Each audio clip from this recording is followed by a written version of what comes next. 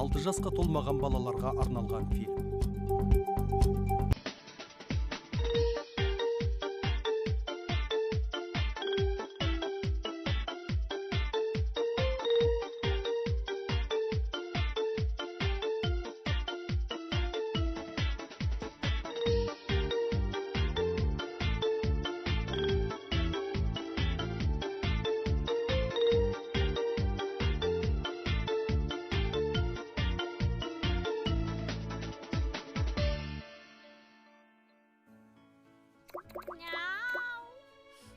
Қандай қатыгез қыз. Сәл нәрсеге бала мысықтың құйрығын кесіп алғаны несі? Мысыққа обал болды ғой. Ал енді мақта қыздың орнында болсаң, не істер едің? Жылама, мысығым. Ол ертегі ғой. Ертегіде ондай бола береді. Мысықтың өзі де кінәлі. Ол мақта қызды тыңдамай, сүтін төгіп тастаған жоқ па? Бәрібір бұл қатыгездік. Оны басқаша жолмен жазалау керек еді. Мысалы, тамақ бермей дегендей. Бұл да дұрыс шешім дей алмаймын. Аштан-аш бұралып жатқан мысықты елестетіп көрші. Сен маған жарты күн тамақ бермесең, мен саған қатты өкпелер едім. Міне, көрдің ғой, мен одан да мына жүзіктің көмегімен сол ертегіге барып, мақта қызбен сөйлесейін. Мүмкін мысықтың құйрығын кеспейтін де шығар. Ал сен мені осында күт. Өтінемін, мені де ала кетші. Жоқ, неге екенін айтайын ба? Өйткені сенде құйрығыңнан айырылып қалуың мүмкін. Кім біледі? Байқаусызда сүтін төгіп алсаң?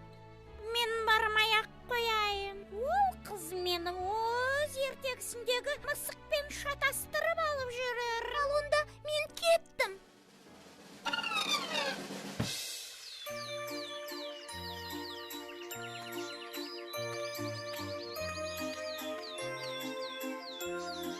Сәлем, мысық. Сәлем, сары қыз. Сен мұнда қайдан тап болдың? Мен өзге заманнан келдім. Менің саған айтар әңгімем бар еді. Айта бер, сары қыз. Құлағым сенде, не айтпақсың? Күнде қыздырынып маужырап рақаттанып жатқанда бір жерге жұмсамашы әйтеуір. Сен өзің жалқау мысық екенсің. Жата бергенше мақта қызға көмектеспейсің бе? Жылы жерде пырылдап жатып ұйықтау қанымызға сіңіп кеткен әдет. Ал тышқан аулау деген міндетің ше? Оны да атқармайсың ба? Ол біз үшін міндет емес. Мақта қыз мені сүтке тойдырып қояды. Тышқан қуып жүрсем, сол салпақтап. Сен өзі қырсық мысық екенсің. Әттең, мен сенің егең болсам, тәртіпке салып қояр едім. Не істейсің сонда? Құйрығымды кесіп аласың ба?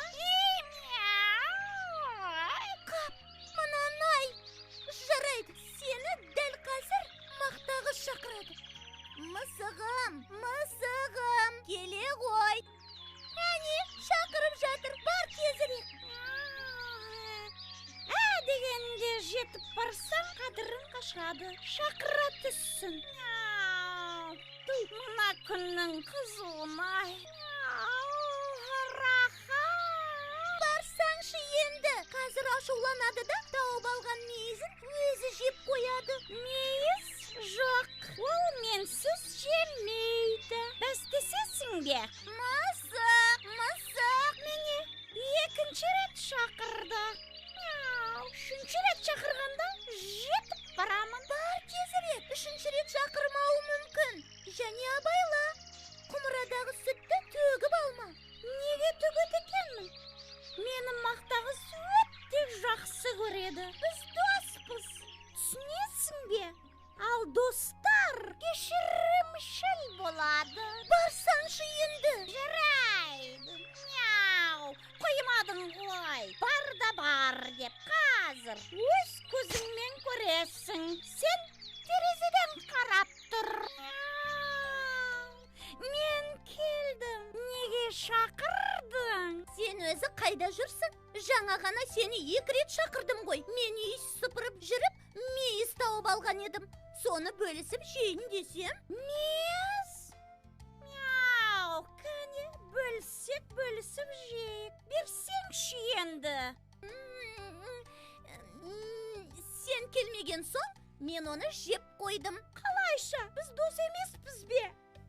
Ал мен бәстесіп жүрсем. Мяу. Бәстесіп? Кіммен? Айтпаймын.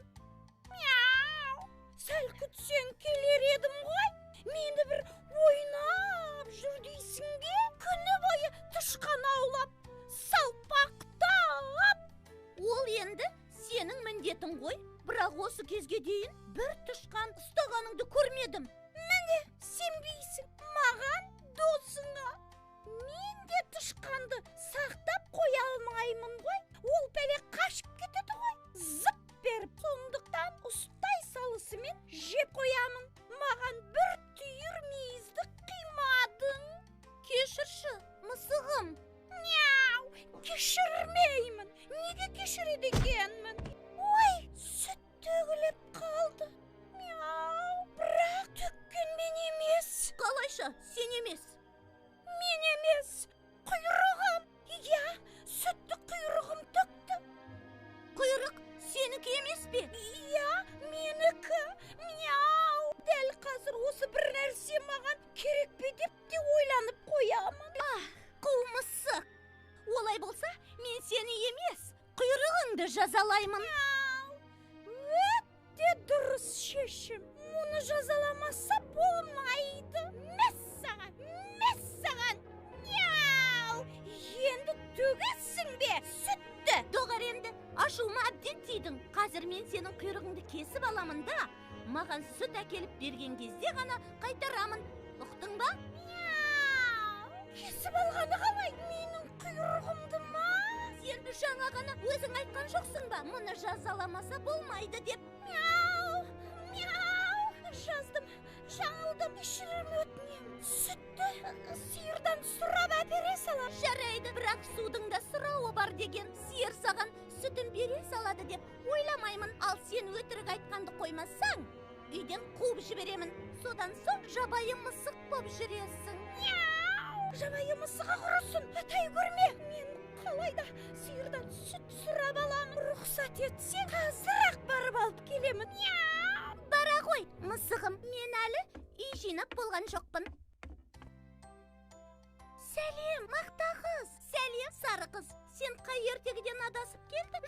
Жоқ, айтпа, өзім табамын. Аю мен Маша, дұрыс па? Жоқ, таппадың. Олай болса, аққу қаздар ертегісіндегі інісін мыстан алып кеткен қызсың. Жоқ, мақта қыз, мен басқа заманнан келдім. Қонақпын, есімім Оля. Танысқаныма қуаныштымын. Менің ертегіме қош келдің. Айта бер, Оля. Ертегі бойынша сен өз мысығыңа ашуланып, құйрығын кесіп аласың. Біз сені қатыгез қыз деп ойладық. Ал қазір қарап отырсам, тіпті де олай емес. Сен нағыз мейірімді, кешірімшіл қыз екенсің. Ой, енді ертегі болған соң ондай бола береді ғой. Мен тек мысықты қорқытқаным болмаса, соңғы кезде ол тіпті тыңдамай кетті. Түсінікті, өзі ішіп жүрген сүттің қандай